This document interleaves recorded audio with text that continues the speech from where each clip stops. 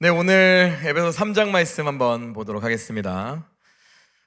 특별히 에베소를 읽으실 때는 이제 교회론에 대해서 얘기하고 있는 것이다라는 그 생각을 잘 마음에 품으시고 읽으시면 너무나 도움이 됩니다. 네, 특별히 에베소서 같은 경우는 우리가 그 예수 그리스도의 은혜의 구원 안에 있다라는 거, 또 그 구원의 은혜로 함께 모인 공동체인 교회에 대해서 얘기하는 내용이 바로 에베소 내용인 거죠. 그래서 우리 지난 시간에 에베소서 1장에서 말씀을 통해서 그 우주론적 그 교회에 대해서 얘기를 했었고, 2장에서는 우주론적인 교회 안에서 예수 그리스도의 은혜로 하나 된 그 한 몸, 유대인과 이방인이 예수 그리스도의 그 은혜로 인하여서 한 세 사람 한 몸 거룩한 성전으로 지어져 가는 비밀을 얘기합니다. 그리고 오늘 3장이고요. 그리고 4장은 어떤 내용이냐? 너희가 부르심을 합당한 일로 행하라라는 구체적인 권명에 놓여지는 거죠. 그러면 그 3장은 그 사이에 딱 놓여 있는 겁니다. 그러니까 1, 2장에 선포된 그 교회의 비밀, 그 우주적 차원으로 올려지고 그 한 사람 한 사람이 모여서 은혜 안에서 한 세 사람으로 지어 입히신 그 교회에 대한 그 내용들 그 사이에 있는 장이 바로 3장인 것이죠. 그러면서 이 3장은 어떤 내용이냐? 그 1, 2장에서 선포된 교회의 비밀이 우주적 차원으로 끌어올려지고 동시에 그 비밀이 신자 한 사람 한 사람 속사랑 안에서 어떻게 깊어져야 하는지 기도로 간구하는 부분입니다. 그래서 이 에베소 3장 같은 경우에는 이렇게 구성되어 있습니다. 1절부터 13절까지, 또 14절부터 19절까지, 또 20절에서 21절로 되는데 우리 차근차근 한번 보도록 하겠습니다. 한번 우리 1절에서 우리 13절부터 한번 보도록 할 건데요. 먼저 1절에서 13절의 전체 주제는 어떤 내용이냐? 비밀을 맡은 그 사역자, 즉 이방인을 위한 그 바울의 사역에 대해서 설명하고 있습니다. 먼저 1절부터 5절 말씀 제가 읽어보도록 하겠습니다.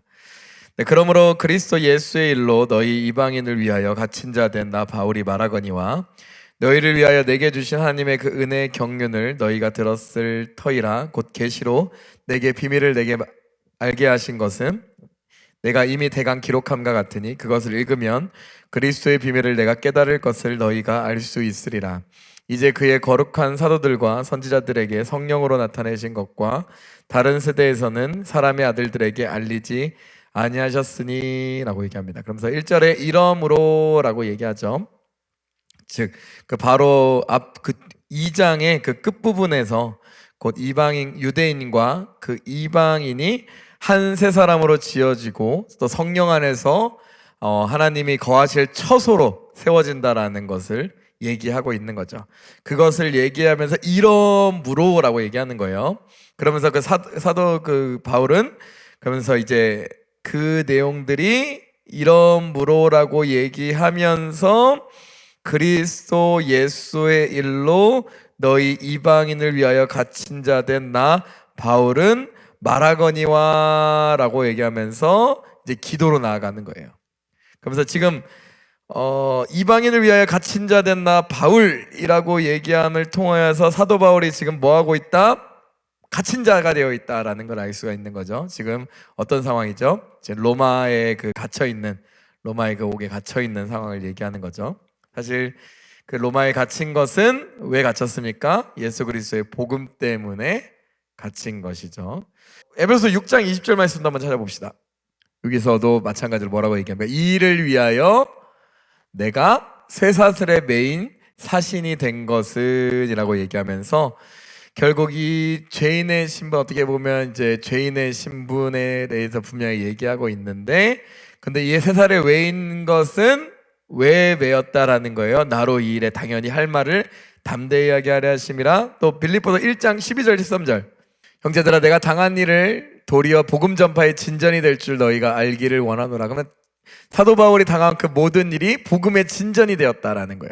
그러면서 알기를 원한다라고 얘기하죠. 이러므로 나의 매임이 그리스도 안에서 모든 시위대 안과 그 밖에 모든 사람이 나타났다라는 거예요. 그 바울이 또 빌립보 교회에 대해 하는 거니까 빌립보에서 당한 그걸 얘기하고 있는 거죠. 빌립보에서 당한 고난, 또 나의 매임이 오히려 복음의 전파에 그 진보를 가져왔다라고 얘기하고 있는 거죠. 즉 오히려 갇힘이라고 하고 매여 있는 그 자리가 어떤 자리가 되는 거예요? 복음 전파의 자리가 된 것을 볼 수 있습니다.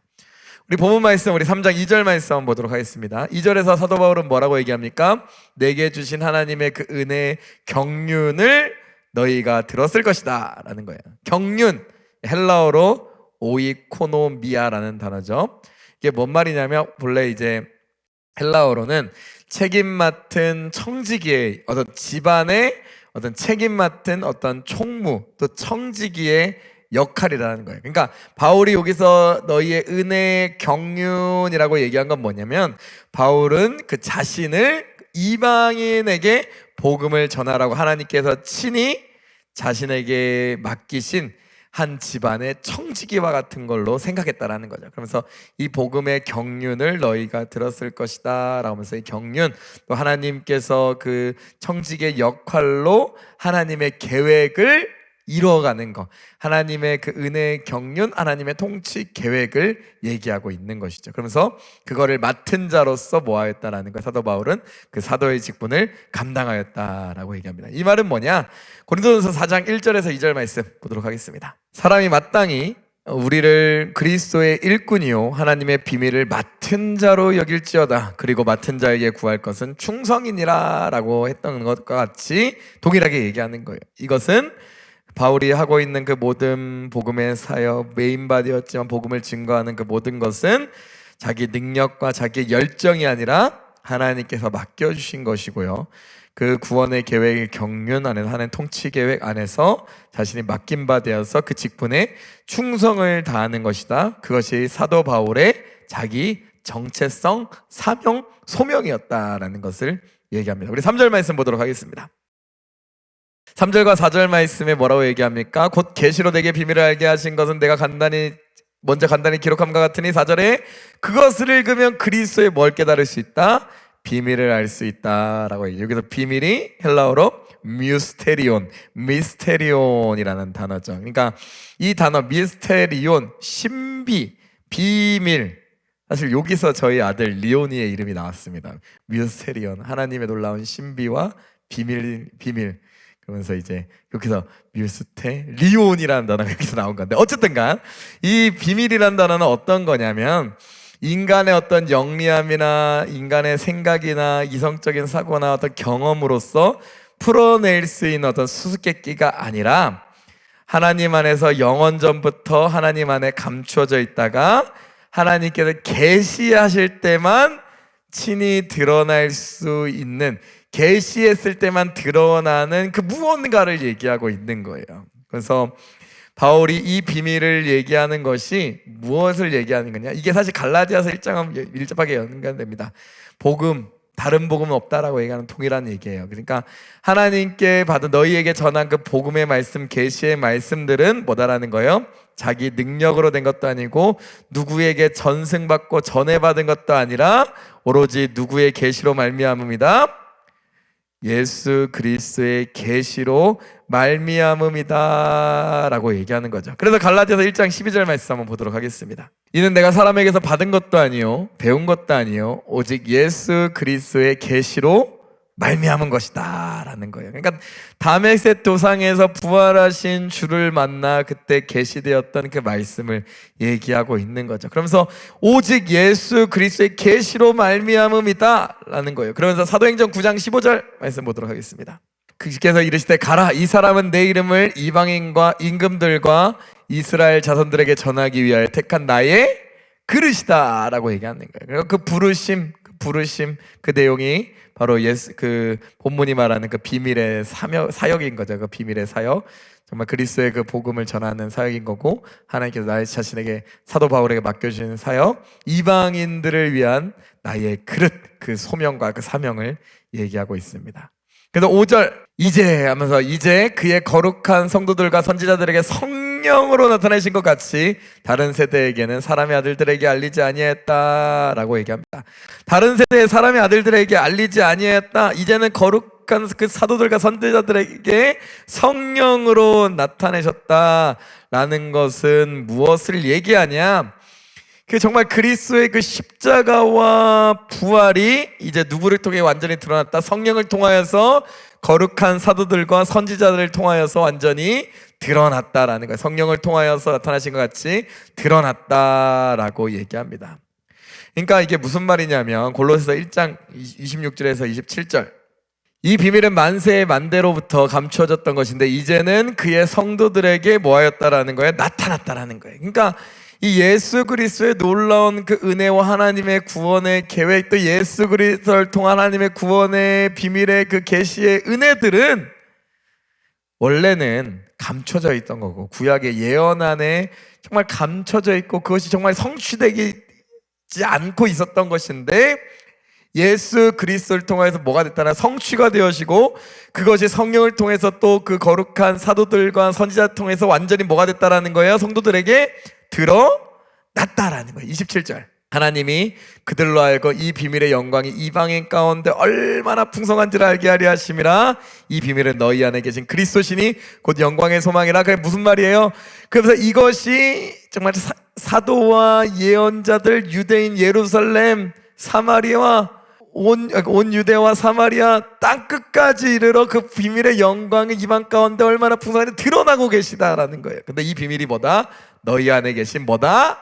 그리스도시다. 곧 우리의 그 영광의 소망이시다 라고 얘기하고 있는 거죠. 즉 하나님께서 이제는 그 계시의 만세전부터 감춰져 있던 하나님의 그 구원의 계획들, 경륜들, 그 계획의 구원의 은혜의 말씀, 곧 그리스도 그 영광의 소망이 뭐했다라는 거예요? 드러났다라는 거예요. 예전에는 미스테리온이었는데 이제는 완전히 드러났다라는 거예요. 그러면서 이 비밀은 가리워진 것도 아니고 비밀스러운 것도 아니고 우리 안에 계신, 너희 안에 계신 그리스도다라는 것, 실제를 통해서 완전히 드러났다라는 것을 얘기하고 있다라는 거예요. 그러면서 이 바울은 얘기하고, 여기 통해서 얘기하고 있는 건 뭐예요? 바울이 자신의 그 사명, 그 모든 사명이 비록 지금 갇혀 있을지라도, 쇠사슬에 매여 있을지라도 그 사명은 계속해서 이루어가고 있다. 하나님의 그 놀라운 섭리 안에 복음이 계속해서 진보하고 확장되어 나고 있다라고 얘기하고 있는 것이고, 놀라운 사실들은 이 복음이 확장되어 가는 과정 가운데 이 복음을 온 열방 가운데 드러내시고 계시하시는 분이 누구시다라는 거예요? 하나님께서 성령님을 통하여서 그의 거룩한 사도들과 예언자들을 통하여서 그 구원의 계획의 실제들을 뭐 하신다? 감추어졌던 것들을 다 드러내시고 계시하고 계신다라는 거예요. 그러므로 오늘 교회에서, 특별히 또 에베소에 있는 그 당시 교회, 또 지금의 교회도 마찬가지죠. 지금의 교회에서 듣고 있는 이 복음의 말씀들을 통해 듣는 모든 사람들은 이 복음의 말씀, 은혜의 말씀, 풍성한 은혜 안에서 무엇이 되었다? 한 교회, 그리고 또 하나님의 권속 가족이 되었다라는 거예요. 그러면서 이 복음의 기쁜 소식은 어떤 한 사람이 지어내가는 그런 것이 아니라 하나님께서 우리 가운데 친히 드러내 주신 진리로서, 이 진리 안에서 우리가 무엇을 이뤘다라는 거예요? 교회를 이뤘다라는 것을 사도 바울이 얘기하고 있다라는 거예요. 그리고 나서 이제 3절에서 우리 7절 말씀, 6절에서 7절 말씀 읽어보도록 하겠습니다. 그런데 이 비밀의, 이 계시의 비밀의 내용이 무엇인지 또 얘기합니다. 6절 7절 같이 읽습니다. 이는 이방인들이 복음으로 말미암아 그리스도 예수 안에서 함께 상속자가 되고 함께 지체가 되고 함께 약속에 참여한 자가 됨이라. 이 복음을 위하여 그의 능력이 역사하신 대로 내게 주신 하나님의 은혜의 선물 따라 내가 일꾼이 되었노라라는 얘기입니다. 그러나 비밀의 내용이 뭐라는 거예요? 함께 상속자가 됐다라는 거예요. 함께 지체, 한 몸이 되었다라는 거예요. 또 함께 약속에 참여한 자가 되었다. 이 비밀이 무엇이냐? 이 계시의 풍성함이 무엇이냐? 함께 상속자, 한 지체, 함께 약속에 참여한 자가 되었다라는 거예요. 진짜 놀라운 거, 은혜인 거죠. 교회라는 게 이거라는 거예요. 교회라는 게 이거라는 거예요. 계시의 그 비밀이 완전히 우리 가운데 드러난 복음을 통해서 이 복음을 듣는 자들이 뭐가 되었다라는 거예요? 상속자, 한 지체 한 몸, 함께 약속에 참여한 자가 되었다라는 거예요.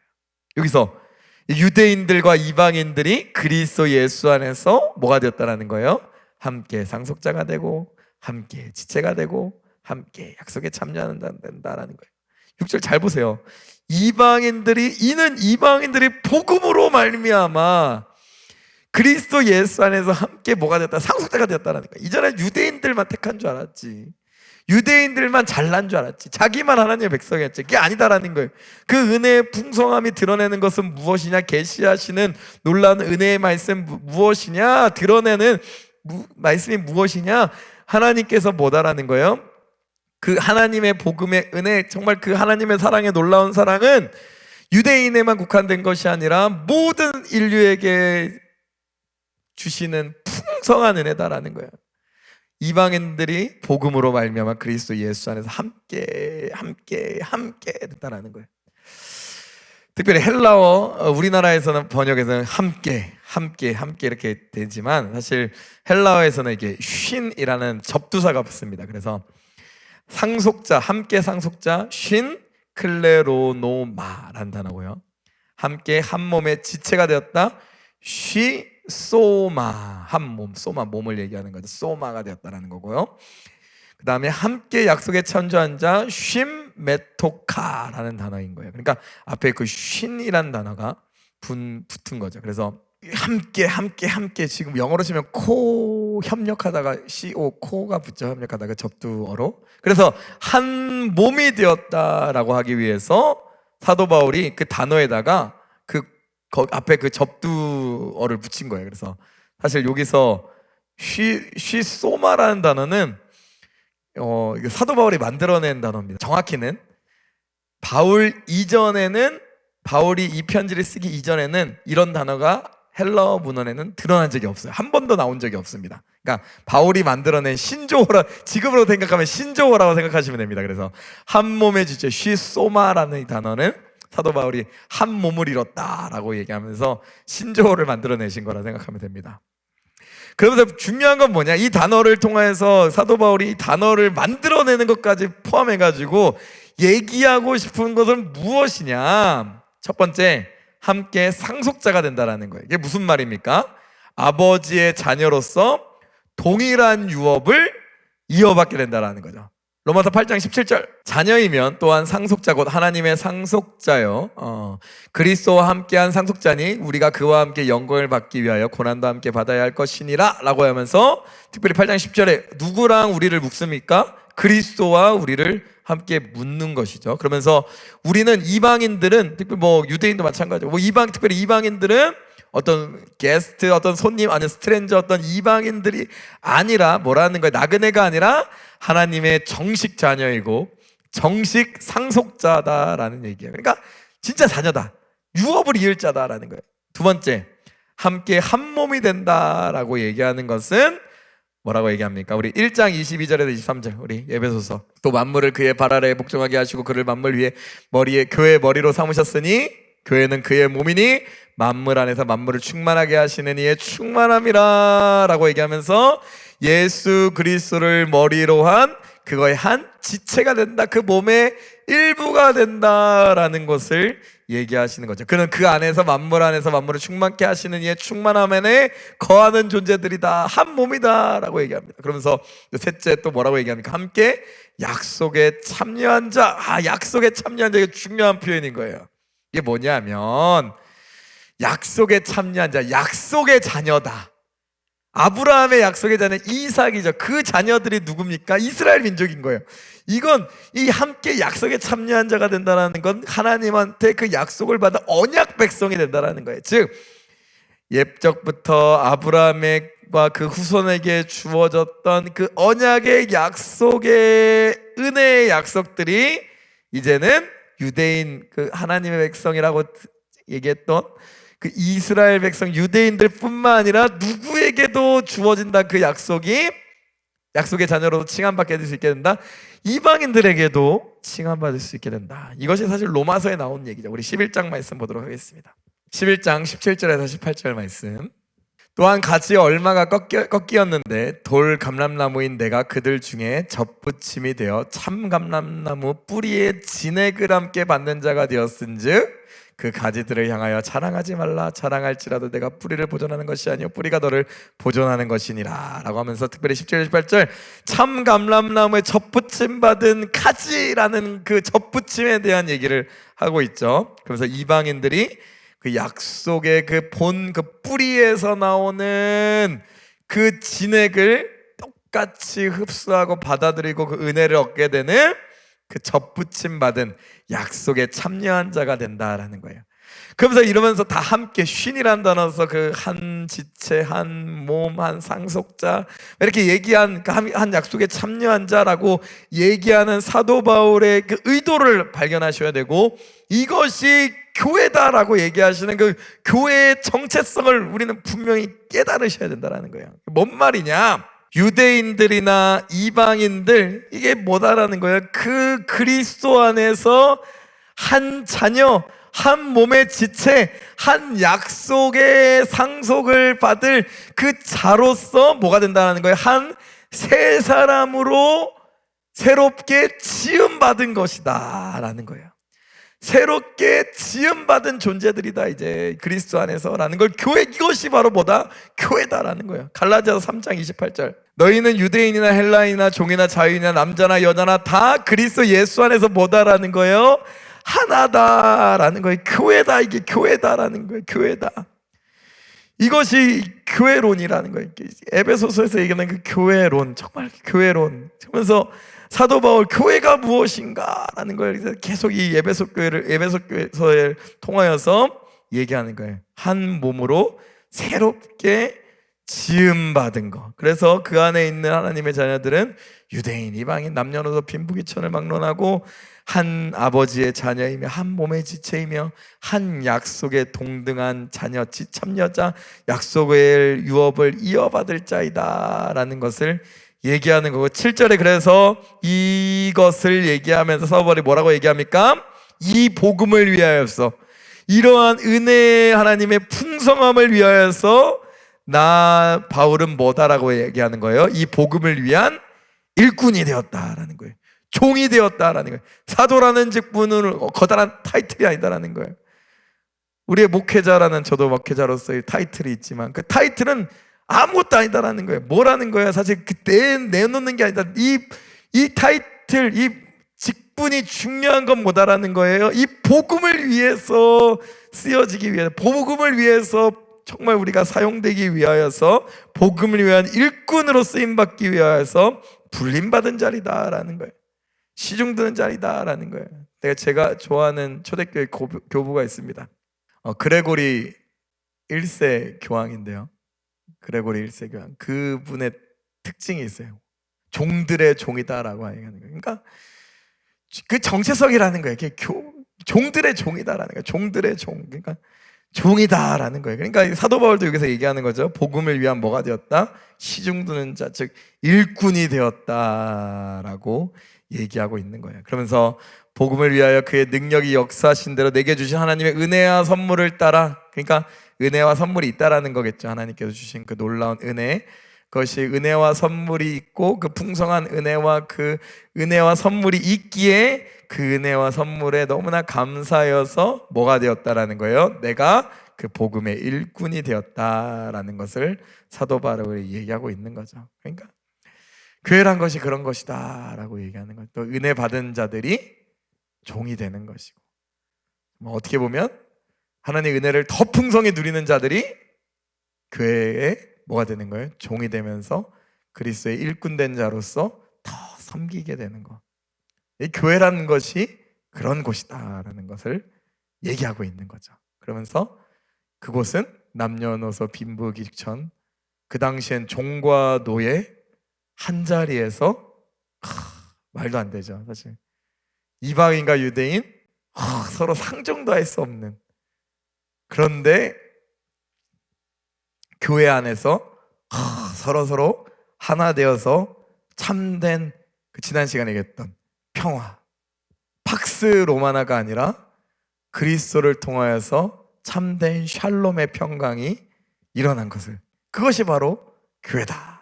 네, 8절에서 우리 13절 말씀 보도록 하겠습니다. 교회를 통해 드러나는 하나님의 각종 지혜와 그 하나님의 그 교회를 통해 드러내신 하나님의 지혜와 또 바울이 고난당한 것에 대해서 얘기하는 내용입니다. 우리 8절에서 13절 말씀 보도록 하겠습니다. 한번 같이 읽습니다. 모든 성도 중에 지극히 작은 자보다 더 작은 나에게 이 은혜를 주신 것은 측량할 수 없는 그리스도의 풍성함을 이방인에게 전하게 하시고 영원부터 만물을 창조하신 하나님 속에 감추어졌던 비밀의 경륜이 어떠한 것을 드러내게 하려 하심이라. 이는 이제 교회로 말미암아 하늘에 있는 통치자들과 권세들에게 하나님의 각종 지혜를 알게 하려 하심이니 곧 영원부터 우리 주 그리스도 예수 안에서 예정하신 뜻대로 하신 것이라. 우리가 그 안에서 그를 믿음으로 말미암아 담대함과 확신을 가지고 하나님께 나아감을 얻느니라. 그러므로 너희에게 구하노니 너희를 위한 나의 여러 환난에 대하여 낙심하지 말라. 이는 너희의 영광이니라 라는 거예요. 8절에서 사도 바울이 뭐라고 얘기합니까? 모든 성도 중에 지극히 작은 자보다 더 작은 나에게 이 은혜를 주신 것을 라고 얘기합니다. 이런 표현은 사실 사도 바울의 표현이기도 하죠. 고린도전서 우리 15장 9절 말씀.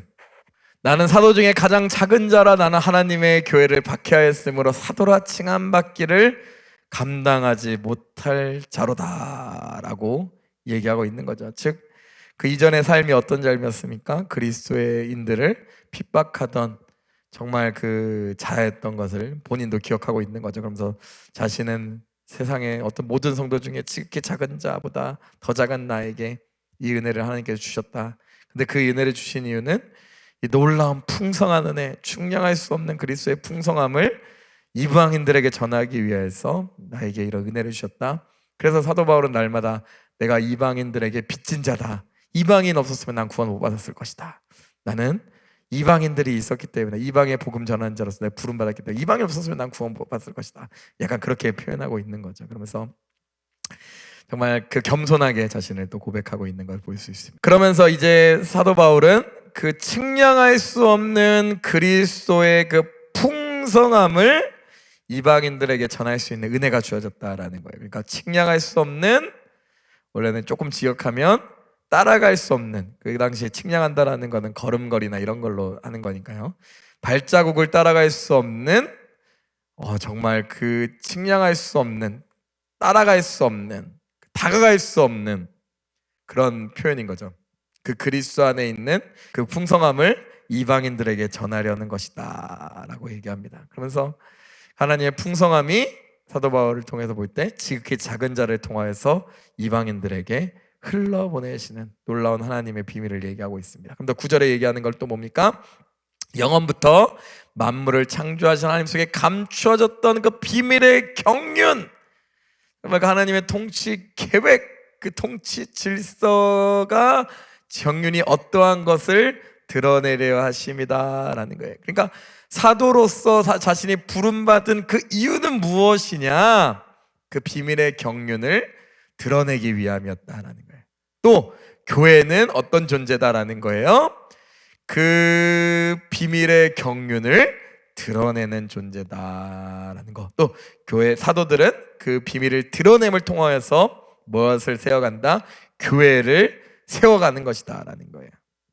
그래서 10절에 이렇게 얘기합니다. 이는 이제 교회로 말미암아 하늘에 있는 통치자들과 권세들에게 하나님의 각종 지혜를 알게 하려 하심이니라고 얘기합니다. 그러면서 이제는 교회로 말미암아, 그러니까 이제는 누구를 통하여서 이 놀라운 은혜들을, 비밀들을 드러내신다라는 거예요. 교회된 우리들을 말미암아 드러내신다라는 거예요. 이제 교회로 말미암아 하늘에 있는 통치자들과 권세들에게 하나님의 그 각종 지혜를 알게 하려 하십니다 라고 얘기합니다. 각종 지혜 밑줄 쳐주시고, 헬라어로 폴리포이킬로스 소피아라는 단어입니다.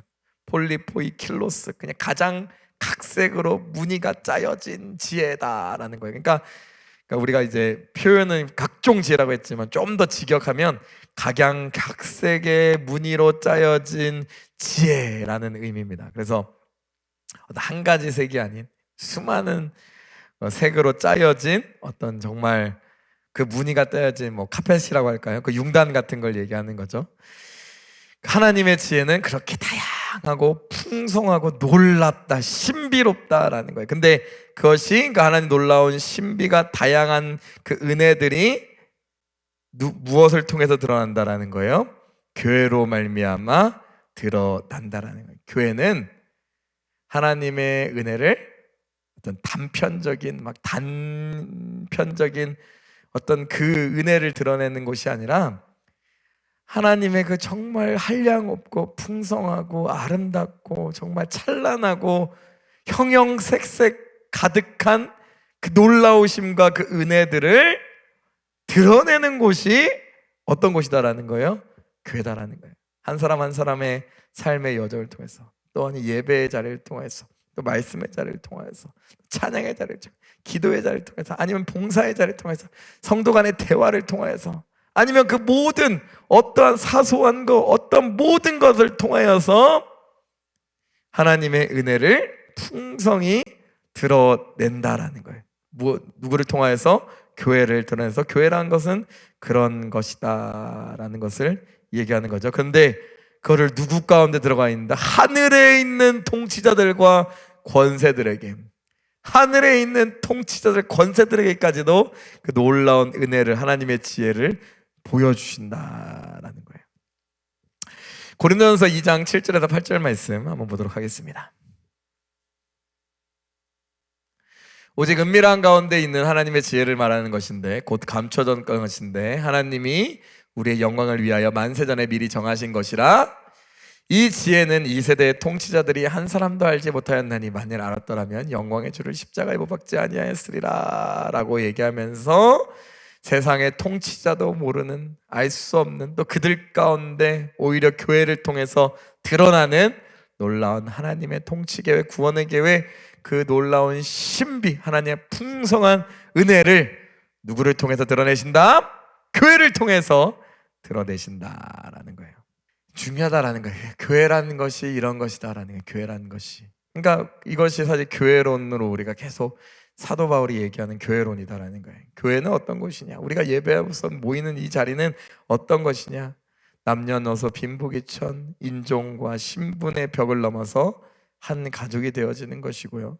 교회라는 것은 어떤 모임 커뮤니티로 어떤 친목 행사로 끝나는 것이 아니라 이 교회를 통하여서 온 세상 가운데 모든 그 세상의 통치자들, 모든 세상의 존재들 가운데 하나님의 그리스도의 그 지혜, 그 은혜의 풍성함을 드러내는 것이 교회다. 그래서 교회는 본인 자랑, 본인의 영광, 교회의 어떤 위대함, 이걸 드러내는 것이 아니라 누구의 영광을 드러내기 위해 존재하는 것이다. 하나님의 영광을 위해 존재하는 것이 교회다라는 거죠. 하나님을 영화롭게. 11절의 말씀 보면 그 모든 것을 영원전부터 그리스도 예수 안에서 정하신 뜻이다 라고 얘기하고 있죠. 그래서 1장 9절에서 10절 말씀 한번 봅시다. 그 뜻의 비밀을 우리에게 알리신 것은 그의 기뻐하심을 따라 그리스도 안에서 때가 찬 경륜을 예정하신 것이니 하늘에 있는 것이나 땅에 있는 것이나 다 그리스도 안에서 뭐가 되게 하시나 통일되게 하려 하십니다 라는 거예요. 그러면서 이 영원전부터 그리스도 예수 안에서 그 정하신 뜻이, 정말 그 영원한 계획이 교회를 통하여서 드러나게 된다라는 것을 얘기하는 거죠. 그리스도 안에서 통일되게 하심이라, 예수 그리스도를 머리로 한 그 몸된 교회를 통하여서 드러나는 것이다 라는 거예요. 그럼 12절 뭐라고 얘기합니까? 우리가 그 안에서 그를 믿음으로 말미암아 담대함과 확신을 가지고 누구에게 나아간다? 하나님께 나아간다라는 거예요. 그러니까 믿음과 담대함과 확신, 누구 안에서? 우리가 그 안에서, 그리스도 예수 안에서 그 믿음과 담대함과 확신을 가지고 누구에게 나아간다? 하나님께 나아간다라는 거예요. 이제 한 세 사람을 입은, 그리스도를 머리로 하여 한 세 사람을 입은 교회는 하나님 아버지께 나아간다라는 거예요. 나아간다. 누구의 인도하심을 따라? 성령의 인도하심을 따라. 우리 지난 시간에 봤던 에베소서 2장 18절에서도 동일한 얘기를 하고 있죠. 말씀 찾아볼까요? 2장 18절. 그로 말미암아 우리 둘이 한 성령 안에서 아버지께 나아감을 얻게 하려 하심이라라는 거. 한 성령 안에서 한 몸을이라서 하나님 아버지께 나아가는 거죠. 13절에 이렇게 또 얘기합니다. 그러므로 너희에게 구하노니 너희를 위한 나의 여러 환난에 대하여 낙심하지 말라. 이는 너희의 영광이니라 라고 얘기하면서 부끄러워하지 말라. 환난을 부끄러워하지 말고 자랑하지도 말고 어디나 부끄러워하지 말라. 이것이 오히려 너희들에게 영광이다라는 거예요. 사실 요게 골로새 1장 24절 말씀 보면 이렇게 얘기되어지고 있습니다. 1장 24절. 나는 너희를 위하여 받는 괴로움을 기뻐하고 그리스도의 남은 고난을 그의 몸된 교회를 위하여 내 육체에 채우노라라는 거예요. 그러니까 사도 바울이 고난받고 복음을 위하여 고난받는 것이 누구의 유익이 된다라는 거예요? 교회의 유익이 된다. 그렇기 때문에 괴로움을 오히려 기뻐한다라는 것을 얘기하고 있는 거죠. 빌립보서 1장 12절도 얘기하고 있습니다. 형제들아, 내가 당한 일을 도리어 복음 전파의 진전이 될 줄 너희가 알기를 원하노라 하면서 당한 그 모든 일들, 고난들이 오히려 복음 전파에 뭐가 되었다라는 거예요. 진전이 되었고 확장이 되었고 진보가 되었다. 정말 그 복음의 전파의 진전이 되었다라고 얘기하면서 내가 당하는 고난, 그건 그리스도의 그 교회의 영광이 되기 때문에 내가 오히려 기뻐한다라는 것을 얘기하고 있는 것이죠. 그러면서 사도 바울이 자신의 환난을 통해서 교회가 세워지고 또 교회는 그리스도의 그 영광의 풍성을 드러내어 모든 육체가, 모든 하나님의 자녀들이, 남녀노소 빈부귀천한 모든 자들이 한 가족이 되어 하나님께 나아가는 것이 바로 교회다라는 것을, 교회를 이루는 거기 때문에 내가 고난받는 거, 복음을 위해 고난받는 거 아무것도 아니다, 난 기쁨이다 라고 사도 바울이 고백하고 있는 겁니다. 네, 우리 14절부터 우리 19절 보도록 하겠습니다. 그러면서 정말 기도에 대해서 사도 바울의 어떤 기도의 모습을 또 보여주고 있는 거죠. 그러면서 14절 15절 말씀 한번 같이 읽습니다. 이러므로 내가 하늘과 땅에 있는 각 족속에게 이름을 주신 아버지 앞에 무릎을 꿇고 비노니 라고 하면서 이런 은혜를 주시고 정말 놀라운 은혜를 주신 그 은혜에 감사에 뭐 한다라는 거예요? 내가 하나님 아버지께 무릎을 꿇고 뭐 한다라는 거예요? 기도한다라는 거예요. 이러므로, 사실 1절하고 연결되죠. 1절 말씀 보면 이러므로 라고 얘기하면서 이러므로 그리스도 예수의 일로 너희 바울을 위하여 갇힘받은 나 바울이 말하거니와 하면서 다시 또 14절에 이러므로 라고 하면서 기도를 잠깐 하려고 했다가 1절에서 13절 설명하고 나서 14절에 다시 기도를 시작하는 거예요. 그러니까 사도 바울이 품고 있었던 것들을 다 얘기하고 나서 정말로 하고 싶었던 말을 14절로 쫙 하고 있는 거예요. 그게 뭐다? 정말 너희를 위하여 내가 뭐 한다? 기도한다. 어떻게 기도한다? 아버지 앞에 무릎을 꿇고 기도한다 라고 얘기하고 있는 거죠. 그래서 그 기도를 무릎을 꿇고 기도한다, 무릎을 꿇고 기도하는 것은 우리가 누구의 모습을 닮아가는 것입니까? 예수님의 모습을 닮아가는 것이죠. 누가복음 22장 41절 말씀. 그들을 떠나 돌덜리만 가서 어떻게 기도하셨다? 예수님께서 무릎을 꿇고 기도하셨다라는 거예요. 그러면서 정말 그 무릎을 꿇고 기도하신 예수님의 모습과 같이 사도 바울도 뭐 하는 거예요? 교회를 위해서 무릎을 꿇고 하나님께 간절히 뭐 한다? 기도한다라는 거예요. 그러면서 누구 앞에 무릎을 꿇는 것인가? 무릎을 꿇는 것인가? 사도 바울은 뭐라고 하니까 이름을 주신 아버지 앞에 무릎을 꿇는다. 우리가 기도하는 예전에 계속 제가 금년철에 기도 시리즈를 통해서도 계속 하는 그 말씀을 통해 얘기해요. 우리는 누구한테 기도하는가? 다른 분이 아니다. 우리 아버지 하나님. 여기서는 내가 하늘과 땅에 있는 각 족속에게 이름을 주신 아버지께 기도한다라는 거예요.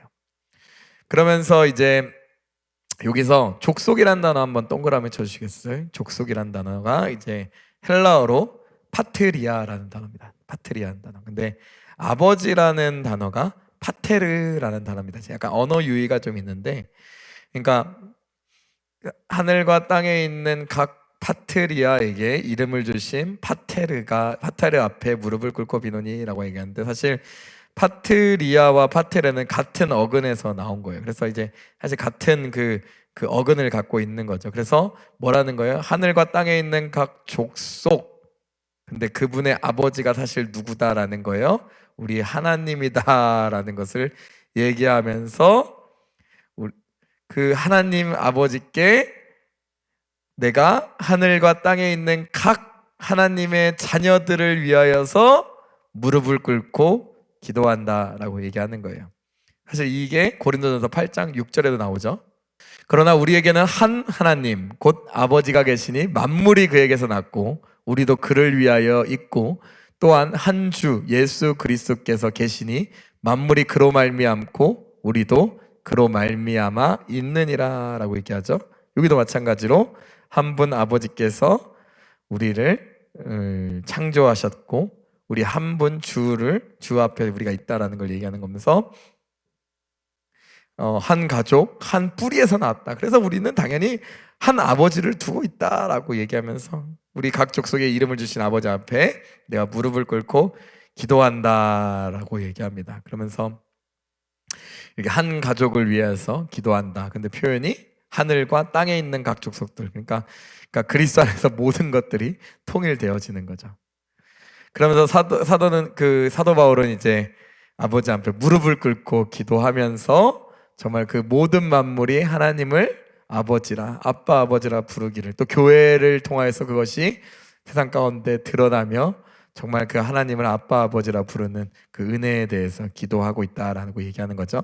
그러면서 그 아버지께 기도하는데 무엇을 기도하냐? 16절 17절입니다. 같이 읽습니다.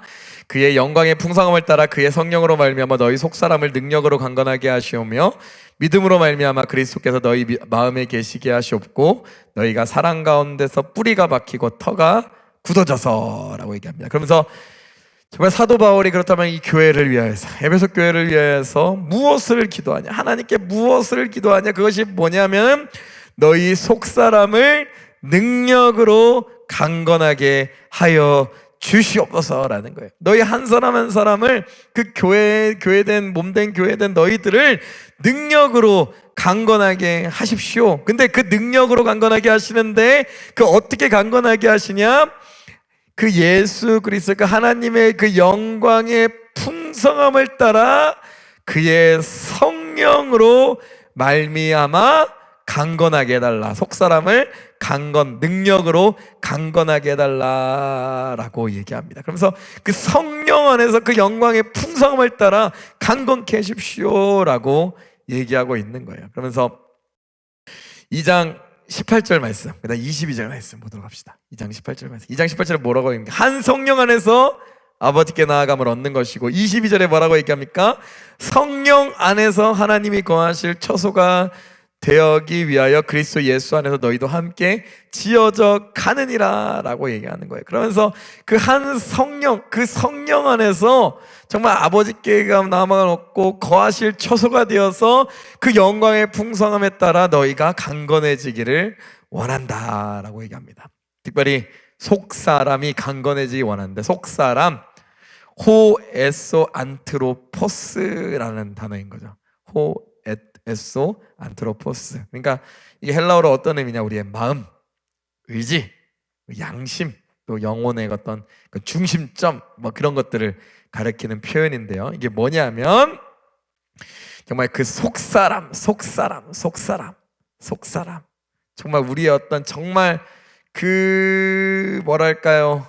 정말 우리의 속사람을 얘기하는, 영혼을 얘기하고 있는 거예요. 그러니까 사도 바울이 여러 번 얘기합니다. 고린도 후서 4장 16절. 그러므로 우리가 낙심하지 아니하노니 우리의 겉사람은 낡아지냐 우리의 속사람은 날로 세워지는도다. 또 로마서 7장 22절. 내 속사람으로는 하나님의 법을 즐거워하되 라고 얘기하면서 그 속사람을 계속 얘기하는데, 그 속사람이, 우리 안에 있는 속사람이, 이 속사람 뭘 얘기하면 아까 마음, 의지, 양심, 그 영혼의 그 중심을 얘기하면서 결국엔 여기 이 내면의 속사람, 그 영혼의 속사람이 성령으로 말미암아 그 영광의 풍성함을 따라 강건해질 때 비로소 정말 우리가 더욱더 믿음으로 말미암아 그리스도께서 너희 마음에 계시게 하시옵고 너희가 사랑 가운데서 뿌리가 막히고 터가 굳어진다라고 얘기하는 거예요. 그래서 너희 속사람을 능력으로 강건하게 하셔. 너희 속사람이 그 성령으로 말미암아 그 영광의 풍성함을 따라 능력으로 강건해지게 하시길 구한다. 그러면서 무엇보다 믿음으로 말미암아 그리스도께서 너희 마음에 계셔서 너희가 사랑 가운데 뿌리가 박히고 터가 굳어지기를 원한다 라고 얘기하면서 결국 여기 또 교회론입니다. 교회론. 아까 공동체 차원이었다면 개인적 차원으로서의 교회가 얘기하면서 아까 전에 한 성령 안에서 하나님이 거하실 처소가 되기 위하여서 그리스도 예수 안에서 너희도 함께 지어져 간다. 너희 안에 그리스도가 계실 때 믿음으로 말미암아 그리스도께서 너희 마음에 계시게 되어질 그때 어떻게 된다라는 거예요. 속사람이 능력으로 강건하게 된다라는 것을 얘기하고 있는 거죠. 그러면서 이제 좀 공동체 차원에 얘기했다면 이건 또 개인적 차원을 통하여서 그 예수 그리스도 또 성령 하나님께서 우리 안에 거하실 때 우리가 교회로서 한 사람 교회로서 능력으로 강건하게 된다. 말씀 한번 찾아볼까요? 요한복음 14장 23절 말씀입니다. 예수께서 대답하여 이르시되 사람이 나를 사랑하면 내 말을 지키리니 내 아버지께서 그를 사랑하실 것이요 우리가 그에게 가서 거처를 그와 함께 가리라. 그 말씀에 순종하고 내 말을 지키면 그의 사랑에 거하고 그에게 가서 우리 거처를 그와 함께 하리라 라고 얘기하면서 그리스도께서 우리 성도의 마음 가운데 그 거처로 삼으신다는 어떤 그 약속을 얘기하는 거죠. 근데 놀라운 사실은 그리스도께서 너희 마음에 계시게 하시옵고 근데 무엇으로 말미암아? 믿음으로 말미암아. 이게 중요한 거죠. 우리 가운데 속사람을 강건해지기 위해서는 정말 그 성령으로 말미암아 그 영광의 풍성함을 따라 너희 속사람의 능력으로 강건하게 되려면 그리스도께서 우리 마음 가운데 계셔야 되는데 그리스도께서 우리 마음 가운데 가시기 위해서는 어떠한 은혜가 되어 있어야 된다라는 거예요. 믿음이 있어야 된다라는 거예요. 믿음, 내가 했던 공로, 어떤 영적인 자격, 어떤 나의 어떤 명예, 어떤 내가 착한 일에 선행을 했기 때문에 그걸로 주어지는 것이 아니라 무엇을 통해서 우리에게 주어지는 것이다? 믿음을 통해서 주어지는 것이다. 믿음을 통해서. 사실 근데 믿음이란 것은 우리가 믿습니다 이게 아니죠. 사실 믿음이란 것은 하나님께서 우리에게 주신 선물인 거죠. 사실 선물. 내가 믿음의 주요 온전케 하시는 이가 아니죠. 사실 그 믿음의 주요 온전케 하시는 이는 하나님 예수 그리스도 우리에게 친히 주셔야 되는 성령께서 우리에게 또 믿음을 주시는 것이죠. 어쨌든간 그 믿음을 통하여서 그리스도께서 우리 마음 가운데 계시고 그로 인하여서 우리가 그의 영광의 풍성함을 따라 그의 성령으로 말미암아 우리의 그 속사람이 어떻게 된다라는 거예요. 강건하게 되어진다라는 것을 얘기하는. 그렇게 될 때 너희가 어디 가운데서 그리스도의 그 놀라운 사랑 가운데서 뿌리가 탁 박히게 되고 터가 굳어져서 온전한 교회로서 세워지게 된다라는 것을 얘기하고 있다는 거예요. 그러면서 그 사랑 안에 그 예수 그리스도를 모시는 그 사랑 안에 온전히 거할 수 있게 된다라는 겁니다. 네, 18절 19절 말씀 한번 보도록 하겠습니다. 능히 모든 성도와 함께 지식이 넘치는 그리스도의 사랑을 알고 그 너비와 길이와 높이와 깊이가 어떠함을 깨달아 하나님의 모든 충만하신 것으로 너희에게 충만하게 하시기를 구하노라라고 얘기합니다. 그러면서 기도하는 거죠. 그래서 첫 번째로 뭘 기도하고 있습니까? 능히 모든 성도와 함께 지식에 넘치는 그리스도의 사랑을 아는 일을 기도합니다. 그리고 둘째로 뭐라고 얘기합니까? 그 너비와 길이와 높이와 깊이가 어떠함을 깨달아 하나님의 모든 충만하신 것으로 너희에게 충만함을 깨닫기를 원하노라 라고 얘기합니다. 그러면서 정말 모든 성도가 지식이 넘치는 그리스도의 사랑을 알고 정말 그 하나님의 놀라운 사랑의 풍성함을 정말 너희에게 충만하게 하시기를 말한다라는 거예요. 그러면서 그 사랑을 알아가는 거, 정말 그 사랑을 알아가는 거, 그 사랑의 충만하심을 알아가기를 소망한다라는 거예요. 그러니까 하나님의 그 사랑 안에 온전히 거하는 것, 그 하나님의 놀라운 사랑의 깊이를 너희들이 깨닫기를 원한다. 사도 바울이 그 은혜에 감격하여 정말 그 은혜의 풍성함으로 인하여서 평생을 맡았던 것처럼, 또 수많은 사도들과 그 제자들이 그 사랑의 풍성함을 알았기에 그 목숨까지 바쳤던 것처럼 교회된 너희들도 그 사랑의 풍성함을 알기를 원한다라는 거예요. 로마서 8장 38절에서 39절에 이렇게 기록되어 있죠. 내가 확신하노니 사망이나 생명이나 천사들이나 권세자들이나 현재인이나 장래인이나 능력이나 높음이나 기쁨이나 다른 어떤 피조물이라도 우리를 우리 주 그리스도 예수 안에 있는 하나님의 사랑에서 끊을 수 없다라는 거예요. 그 사랑의 놀라운 그 무한함, 은혜, 놀라운 은혜를 정말 얘기하면서 그 사랑을 너희가 깨닫기를 간절히 기도한다라고 얘기하고 있습니다. 그러면서 너희 안에 그 하나님의 모든 충만하신 것으로 너희에게 충만하게 되기를 원한다. 그러면서 너희 안에 그것이 충만함 무엇입니까? 가득 채워진 fulfill을 얘기하는 게 아니죠. 충만함은 이게 뭡니까? 충만함은 차고 넘치는 것을 얘기하는 거죠. 우리의 성도들의 삶, 교회된 우리의 삶은 하나님의 사랑에 충만해서 내 그릇을 다 채웠습니다, 이게 아니죠. 내 그릇을 채웠고 그것을 넘쳐 흘러서 주변 가운데 흘러보내는 그런 충만함을 얘기하고 있는 것이죠. 네, 그러면서 이제 마지막으로 하나님께 찬양하면서 마무리가 되는 거죠. 20절, 21절. 우리 가운데서 역사하시는 능력대로 우리가 온갖 구하는 것이나 생각하는 것이나 더 넘치도록 능히 하실 이에게 뭐라고 얘기합니까?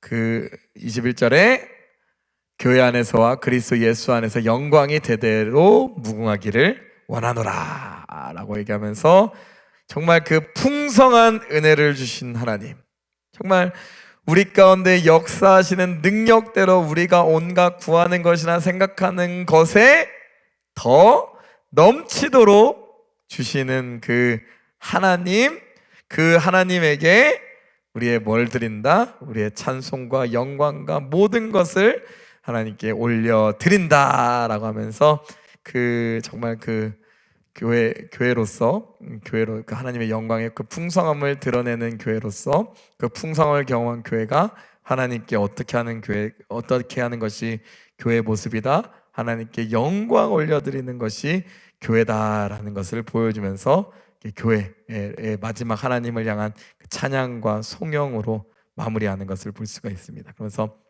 대대로 영원 무궁하기를 원하노라. 아멘. 대대로란 단어에 조금 집중해 볼게요. 이번에 여기 너무 그 앞에 거라고 대대로 영원 무궁하기를 원하노라 하면서 교회라는 것은 뭐다라는 거예요? 대대로 영원 무궁히 뭐하는 것이다라는 거예요? 하나님의 영광을 드러내는 것이 바로 교회다라는 거예요.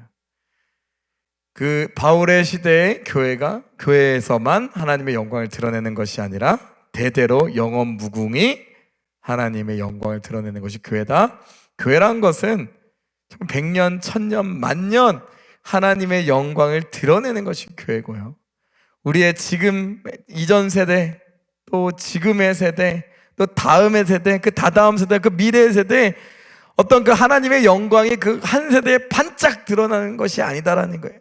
그 영광은 계속해서 그 다음 세대 넘어서 그 교회 안에서는 그 모든 세대가 뭐 하는 거다라는 거예요? 하나님의 영광을 드러내는 삶을 서로 나아가야 된다. 교회란 것이 그런 거다라는 거예요. 남녀노소 빈부귀천을 막론하고 그리스도의 영광 안에 하나 되어 정말 세대를 초월하여 날마다 주님 다시 오실 그날까지 주님의 영광을 드러내는 것이다 라는 거예요.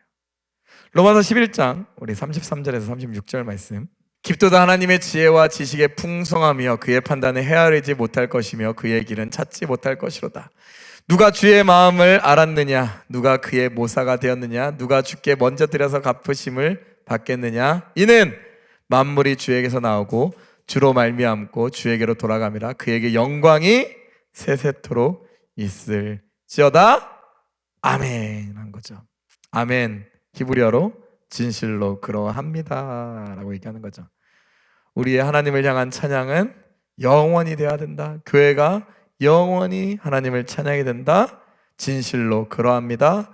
아멘 하면서 교회란 무엇인가? 전 세대를 넘어 아까 전 시공간을 넘어 인종과 모든 남녀노소 빈부귀천 모든 것을 넘어 그리스도 안에서 통일되어 하나 되어 정말 하나님의 영광을 그 은혜의 풍성함을 성령의 능력을 통해서 드러내는 것이 교회고 그런 영광을 드러내는 것이 한 세대에 반짝 드러나는 것이 아니라 온 세대 가운데 모든 세대 가운데 그 영광을 드러내는 것이 교회다라는 거예요. 근데 사실 이 영광을 드러내는 것은 누가 드러내는 것입니까? 결국 누가 드러내는 것이에요? 하나님께서 교회를 통해서 자신의 영광을 자신의 거룩함을 스스로 드러내시는 거고 우리는 그것을 따라가는 거고 그 사역에 동참하는 거고 하나님의 은혜에 그 영광에 참여하는 자가 되어지는 것 그것이 교회다라는 거예요. 세상에서는 수천 년간 교회를 어떻게 하려고 합니까? 무너뜨리려고 하지만 단 한 번도 교회는 무너진 적이 없는 거죠. 왜요? 교회는 누가 세우는 거기 때문에 하나님께서 세우시는 것이고 그의 영광을 드러내는 것 그의 거룩함을 스스로 드러내시는 곳이기에 교회는 수천 년간 지금까지 단 한 번도 그의 나라는 침륜에 빠지거나 뒤로 물러나거나 침노하거나 지금 빠지거나 그러지 않았다는 놀라운 거죠. 하나님의 나라가 흔들리지 않았던 그런 영광을 볼 수가 있는 것이죠. 근데 그거를 그 교회의 한 지체로 한 몸으로 함께 유업을 이룰 자로 누구를 불러주셨다? 우리 한 사람 한 사람을 불러주셨다라는 거. 우리는 그 은혜 안에서 하나님의 영광의 풍성함을 드러내는 자로서 살아가야 한다라는 것을 우리에게 이 교회론의 말씀을 통하여서 우리에게 알려주는 줄 믿습니다. 에베소를 통하여서 교회가 어떤 것인지 마음속 깊이 깨달으며 정말 사도 바울의 이 3장 마지막의 고백같이 하나님을 찬양하고 송영하며 아멘으로 화답하는 모든 성도님들 되시기를 예수 이름 간절히 축원하고 기도드립니다. 우리 주기도문 하심으로 신약 강해 마치도록 하겠습니다. 하늘에 계신 우리 아버지여, 이름이 거룩히 여김을 받으시오며 나라가 임하시오며 뜻이 하늘에서 이루어진 것 같이 땅에서도 이루어지이다. 오늘 우리에게 일용할 양식을 주시옵고 우리가 우리에게 죄 지은 자를 사하여 준 것 같이 우리의 죄를 사하여 주시옵고 우리를 시험에 들게 하지 마시옵고 다만 악에서 구하옵소서. 나라와 권세와 영광이 아버지께 영원히 있사옵나이다. 아멘.